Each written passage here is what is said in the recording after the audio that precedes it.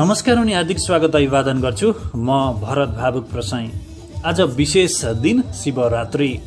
हाम्रो वैदिक सनातन धर्ममा संस्कारमा वर्षको 365 दिन विभिन्न चाड पर्वहरू हामीले मनाउँदै आइरहेका छौँ भन्दा फरक नपर्ला। चन्द्रमासको 14औं दिन अर्थात् नयाँ चन्द्र उदाउनु पूर्वको रात्रिलाई शिवरात्रि भनिने गरिन्छ। हरेक वर्ष फागुन महिनाको कृष्ण चतुर्दशीका दिन शिवरात्रिको आध्यात्मिक अनि सांस्कृतिक महत्व अतुलनीय रहेको छ।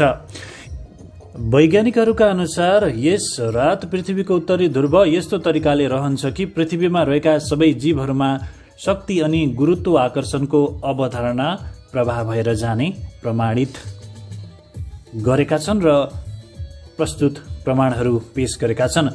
शिव ती भगवान हुन् जसले आफ्नो आकार रहेको छैन। शिव भगवानको आफ्नो आकार रहेको छैन, जसलाई आदि र अन्त्यको विभाजन गर्न सकिँदैन, जसको रिसको विध्वंसले संसारमा सम्पूर्ण अभयहरूलाई छिन्न भिन्न गरिदिन पनि सक्छ।